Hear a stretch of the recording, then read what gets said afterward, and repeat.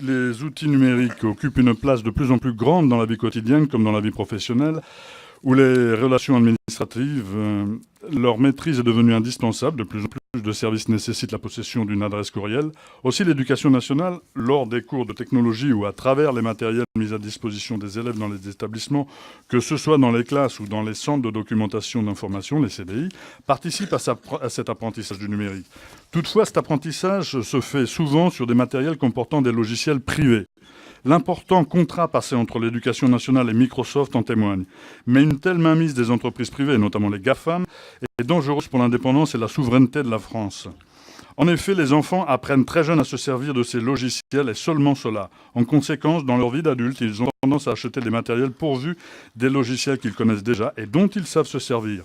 Les entreprises privées s'assurent ainsi une clientèle quasi captive. Cet amendement propose donc que l'éducation nationale ne fasse pas la promotion d'une entreprise plutôt que d'une autre, en remplissant ainsi, sans fonction de service public, sa fonction de service public et de neutralité de l'enseignement dispensé sans publicité aucune. Ainsi, il propose que l'enseignement scolaire se fasse en logiciel libre, que ce soit au niveau des systèmes d'exploitation, que des moteurs de recherche, ou encore des logiciels de traitement de texte et de données. Ces logiciels peuvent par ailleurs être gratuits, ce qui permettrait de faire des économies utiles à l'éducation nationale et de dégager des fonds pour d'autres projets. Voilà, merci. Merci, monsieur Larive. Madame la rapporteure. Il y a des fautes de France. Micro, merci.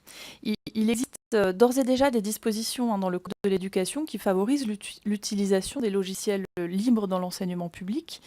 Dans le service public de l'enseignement et du numérique éducatif, l'article L131.2 prévoit déjà que le choix des ressources utilisées tient compte de l'offre de logiciels libres et de documents au format ouvert, si elle existe. C'est issu de la loi de 2013 de refondation de l'école. Et dans l'enseignement supérieur, l'article L123.4-1 prévoit que dans le service public de l'enseignement supérieur, les logiciels libres sont utilisés en priorité. Là encore, une disposition issue de la loi de 2013 de refondation de l'école. Par ailleurs, la loi pour une république numérique de 2016 a aussi introduit des dispositions qui encouragent l'utilisation des logiciels libres et des formats ouverts dans les administrations. Pour autant, la disposition que vous proposez au travers de cet amendement me semble trop générale pour être applicable en pratique en imposant un recours systématique aux logiciels libres. J'aurai donc un avis défavorable sur l'amendement.